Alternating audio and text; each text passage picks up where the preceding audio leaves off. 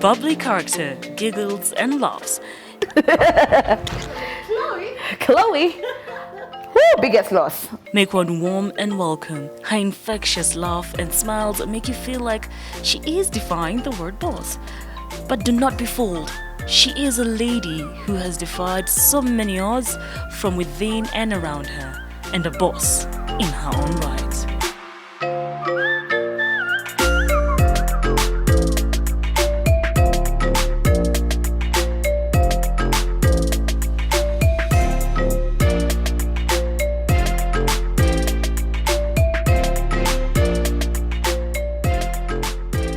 Today's boss lady is Danice Kingori.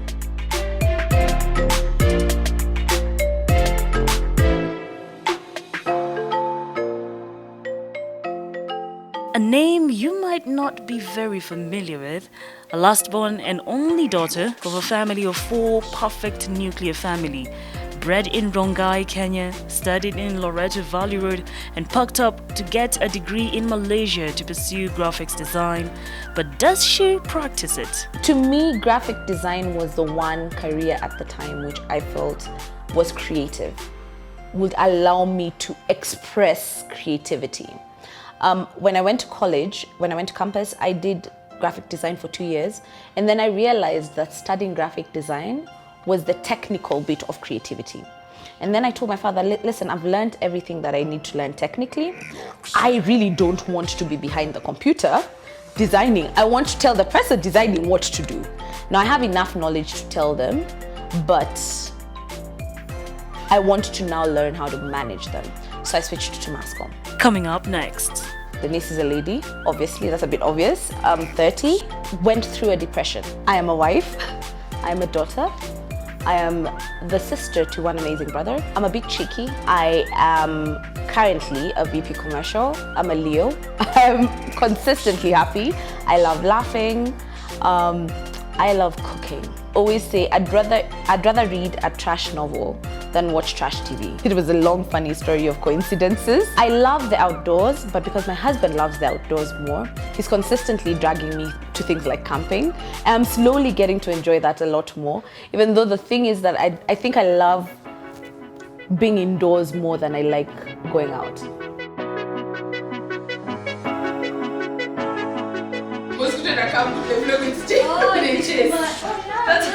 My maiden name is Nyambura, and because of that, I believe I have an affinity to the rain. I love the rain. I'm the daughter of the rain. My parents had us in the era of family planning, when family planning was a really, really big thing. So they designed their family around family planning. 2 kids, boy, girl, 2 years in between, perfect. I currently, I think, have almost 1,000 books in my Kindle. I have read over 50 books to date this year, from January 1st. I am extremely opinionated. Because of that, I surround myself with very, very bold and powerful women who can always challenge me and always push me to do better. So if you look at me, if you look at my circle, you'll see a lot of that around me. Whoa, my morning routine. So I have gotten really bad at mornings lately, but we're trying collectively. So I wake up around 6:30, 6:37. I read for about 30 minutes to an hour. I then brush my teeth and go make breakfast. By this time, my husband is also awake. He's going through the news. After making breakfast, I'll have breakfast. I'll go over my social media. At that point, I'll probably be about an hour into my day before touching my social media. I'll then go over any mails or any WhatsApp communications or any Slacks that I have. After going through that and planning my day, I will then take a shower, get dressed, and go face my day.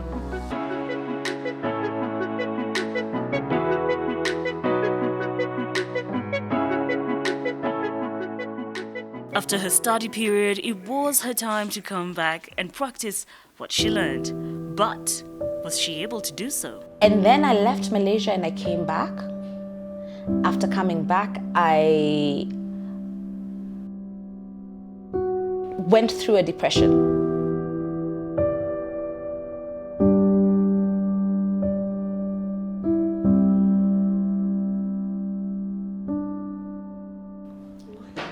So I went through a depression because I had adult ADHD, attention deficit hyperactivity disorder, but I didn't know at the time. So it was undiagnosed, but I always consistently felt different.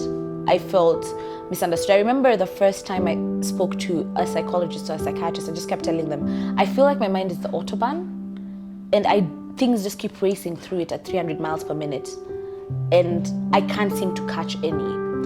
And because of that, what happens when you have an undiagnosed issue, or especially when it's a mental wellness issue, it's so easy to develop a comorbid disorder. So the depression was comorbid because I didn't know what was wrong with me. I felt like something was wrong with me and I didn't know what was wrong. So I then developed depression. And when I finally dealt with it, there's nothing wrong with me. I'm just, different. And thankfully there's so many things that come with, so many of the mental disorders that you hear about come with so many amazing benefits. So going through the journey of getting the ADHD diagnosed, the depression under control, was really, really, really, really formative for me because it taught me how to learn myself very early. I was 19 at the time. Yeah, I was pretty young. So I had to learn myself very, very early. I had to aggressively defend who I am, the core of who I am. I had to aggressively grow that because otherwise I will just be different and weird. So I learned that very early, and then I decided I wanted to work. At the time, I knew I wanted to go into brand strategy development. So I got a job with an internship with an organization called Basic Needs in Kenya. At the time, it was the organization that my mom was running, but she's not actually the one who recruited me. She was just as surprised to find me in her office. And because I was going through mental illness or mental wellness issues, it then made me extremely, extremely passionate about mental health advocacy. So Basic Needs, Basic Rights is an organization that deals with mental health and supporting the infrastructure for community, sustainable development for people who have struggle with mental health. So my biggest thing was, one, there's so many young people dealing with mental health issues who are not getting the help they need, who are being completely misunderstood, who are not being actively, and these issues are not being actively addressed. And I felt very passionate about addressing that because I was helped. Number two, there was the stigma around mental health. I mean, it's still there now. I mean, for someone to come out and say, I have bipolar, I have schizophrenia, I have depression, you're looked at as other, right? People call you schizophrenic. And I remind people, you're not schizophrenic. When you have a flu, are you called flu? Right? So there was that stigma around it that I felt very passionate about addressing. At the time, people used to think, you have ADHD, that's not an African disease. You're just weird.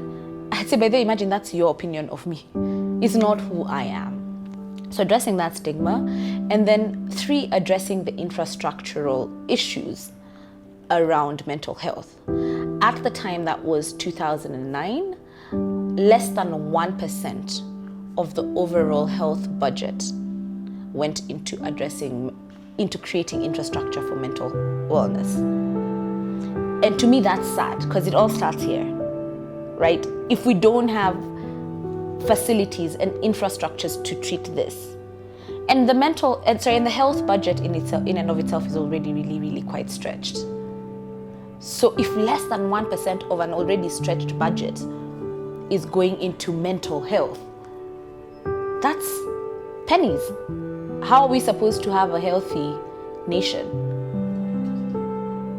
And I was very, very passionate about that because I feel like if you look at it now, I mean, depression, Kenya is the sixth most depressed country, I think, in the world or in Africa. And that's something that could be treated.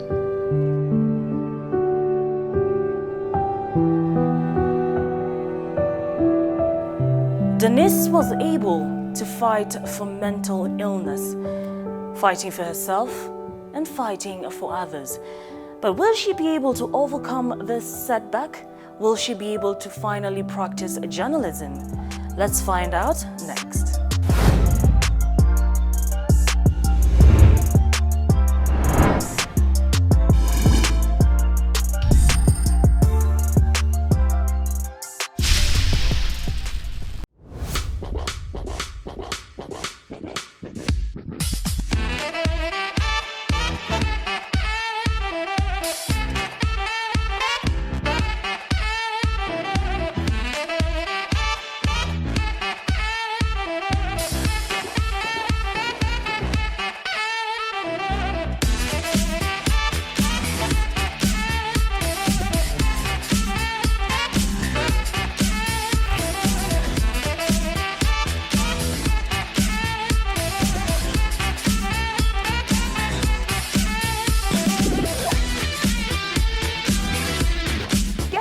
What Kenyans know about business terms is something I love doing. You've heard of the word debit. This one I know you know. We are keen on actively playing our role in positioning Kenya as an investment hub for East and Middle Africa.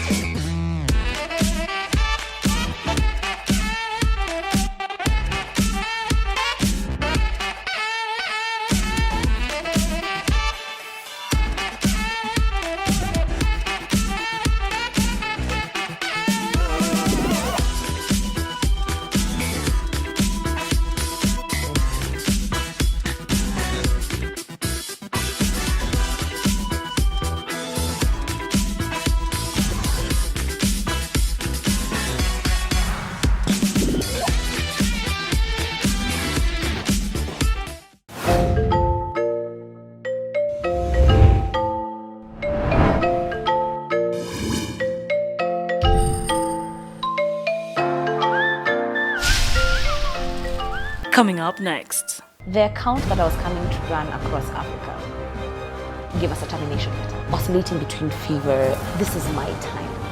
And I'm gonna grow and I'm gonna do all these amazing things. If you're a poor leader, your people will always be bad people. But this person is actually one of my favorite people in the world. That comment requires the right words.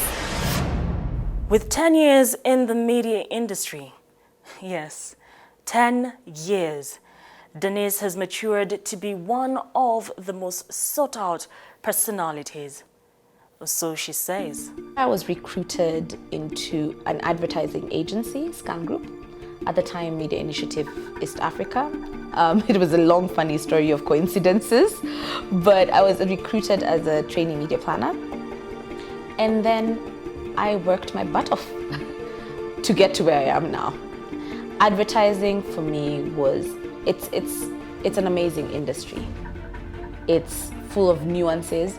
I mean, if you don't want to work in one job, work in an advertising agency.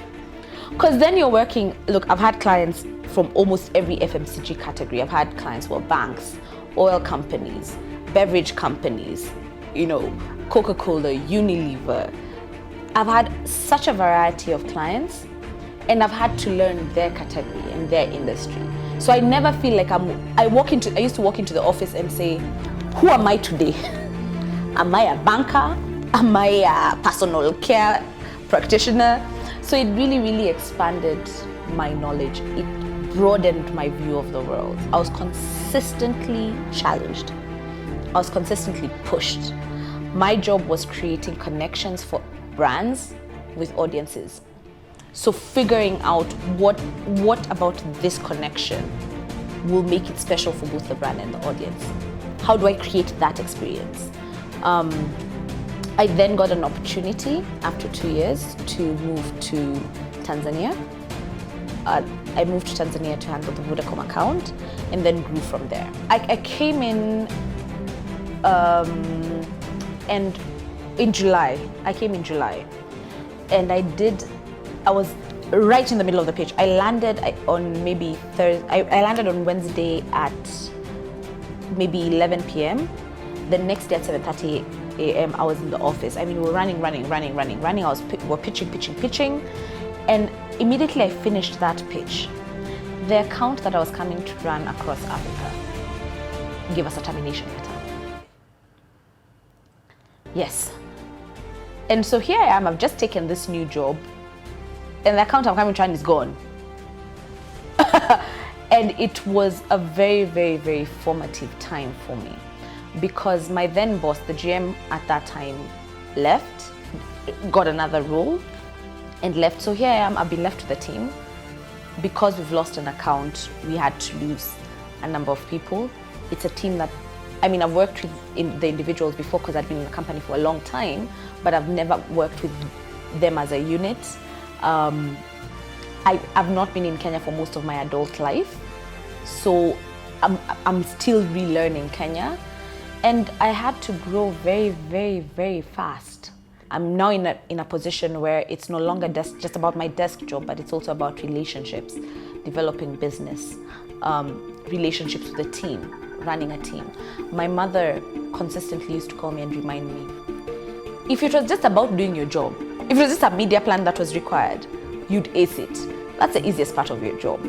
The hardest part of your job is managing people. And that's the reason why you are where you are. And that is what growth means. Learning to manage people, learning to bring out the best out of people. Remember I told you one of my former boss at the time was one of my closest friends, who thankfully had also come back to a different role. And she was technically still my boss. She was actually still my boss.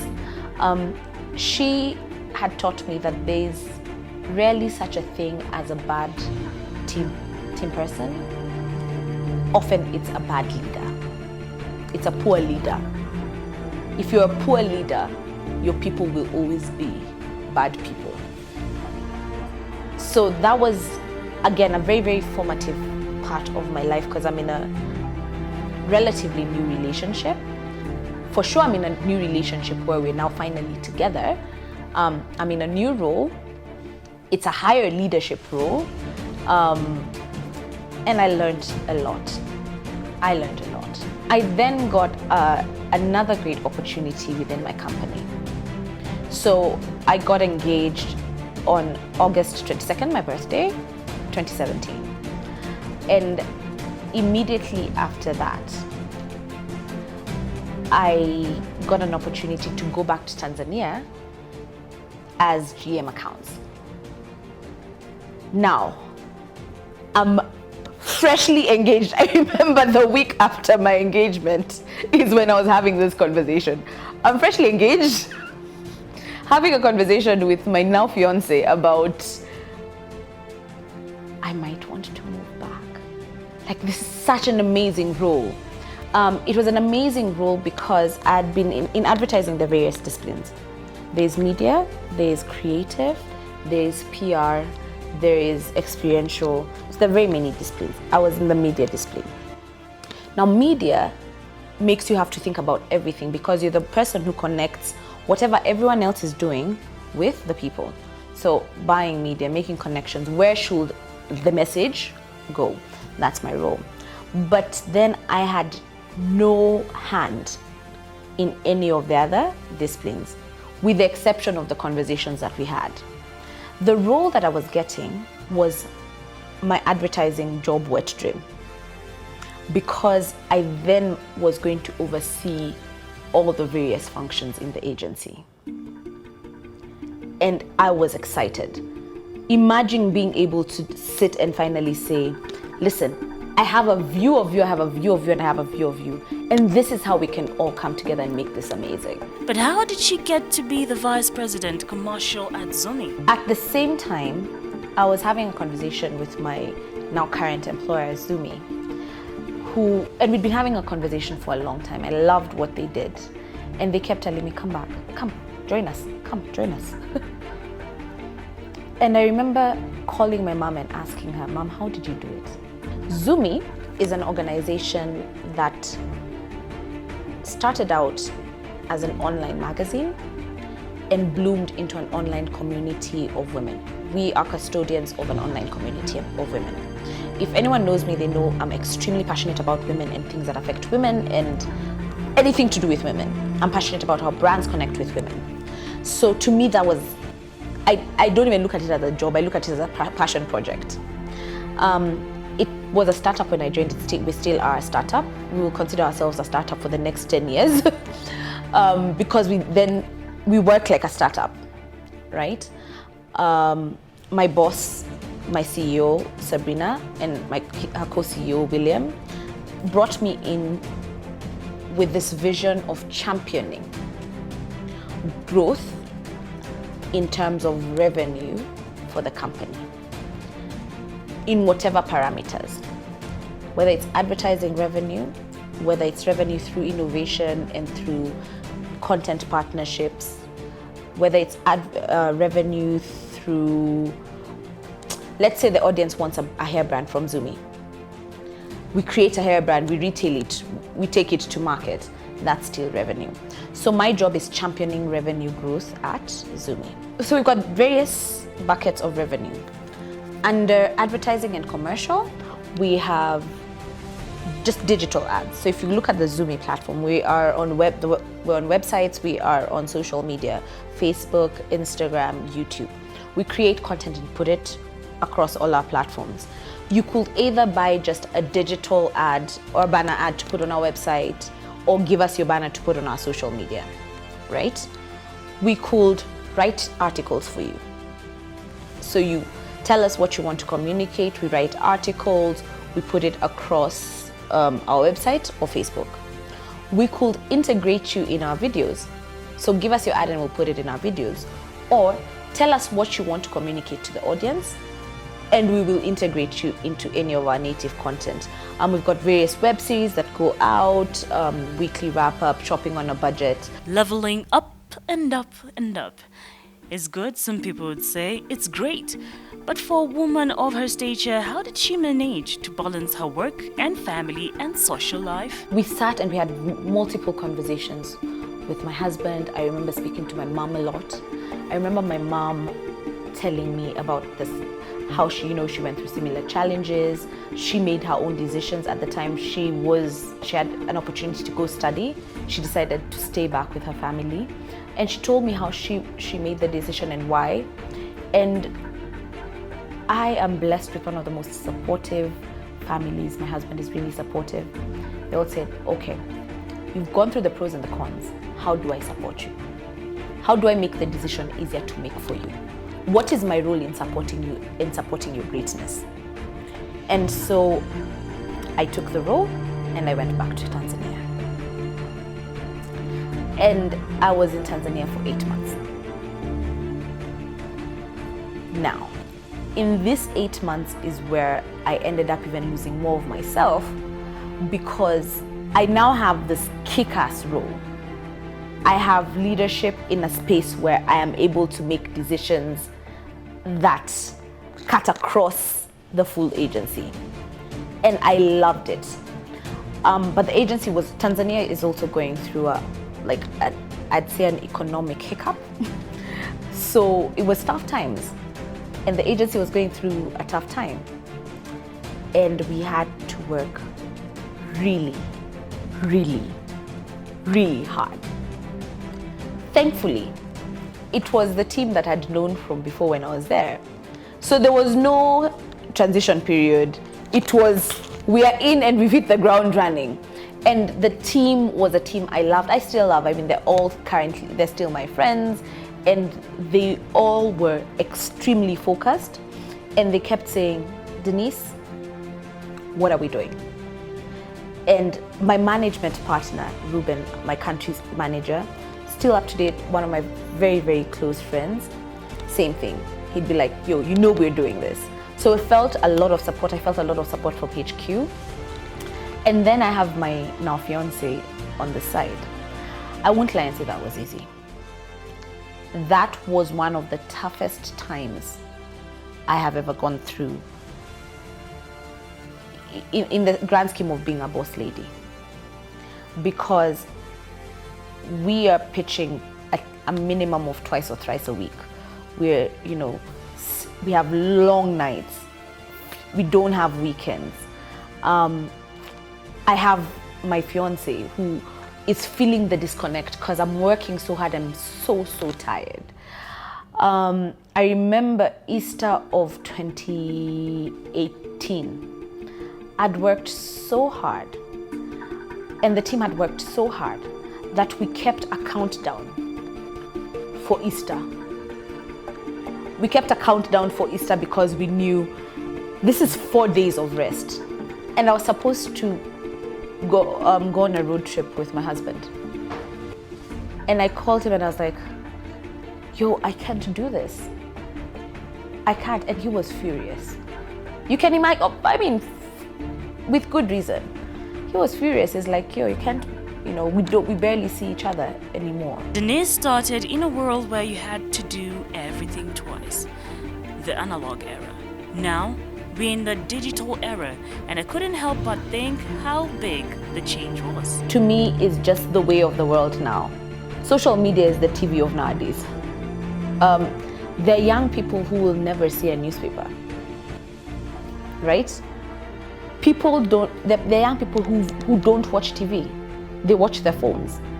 So to me, it wasn't really a big shift because I was already, the currency of my trade was connections, was connecting people with content. The only shift is that now I'm a lot more focused on that connection being digitally based. I am privileged to work with CEOs who are risk takers, who are bold, who I think it gets to the point where they even indulge me because they listen, they give me autonomy, they give me the flexibility and agility to run my role as I would if it was my own company. In a male-dominated world, women encounter many sexist comments, and Danice wasn't an exception. But how do you really deal with this? I need to remember the right words because that comment requires the right words.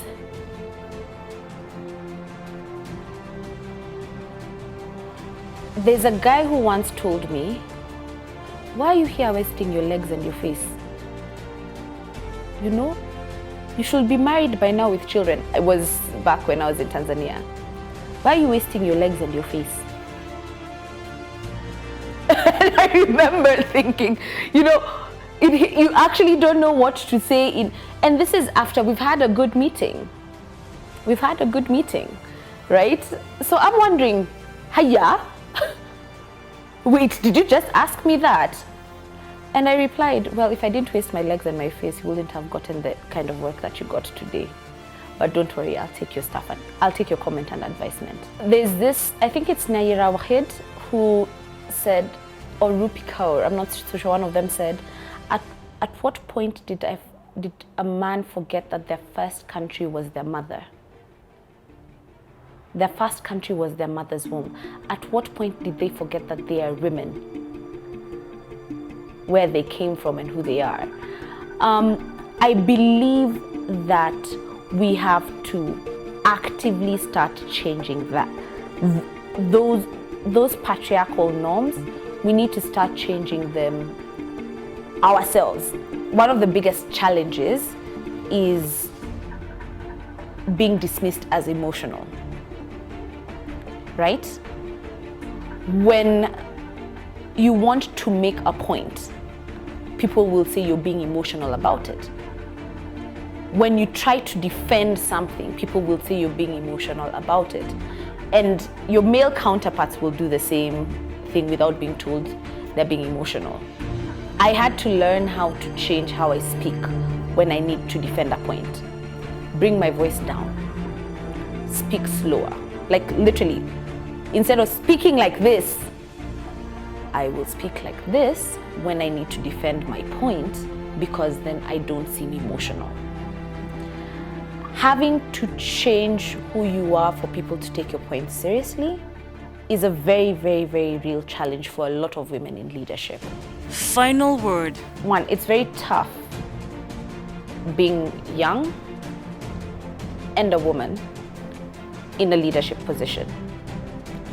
It requires you to practice a lot, prepare a lot, be ruthlessly ambitious because your soul can get very easily crushed in boardrooms. It requires you to have a lot of patience it requires you to know what you're doing, right? As a young woman, and if there's any advice that I'll tell a young woman who's ambitious, you cannot afford to not know your thing, because you will not be forgiven. You will not get the same kind of forgiveness, unfortunately, as your male peers. So I move with a lot of confidence in what I do. I read a lot. I try to learn a lot from my peers. I am learning to listen a lot. I've also learned to start nurturing relationships that feed into me as a boss lady. I've learned that having the right people around you is what propels your growth in industry. So nurturing the right relationships and networking is very, very important. And then also being gentle with yourself. People expect women who are bosses, who are in leadership roles, to be bitchy, is the word. It's bitchy. People expect you to be bitchy, which is not the truth. You can be feminine and still be a boss. I like being happy. I like laughing. I like being in good moods. I don't like being overtly aggressive or rude. It's not who I am. So I've learned that I don't have to be that to be a boss, and I can be gentle with the people around me and also with myself.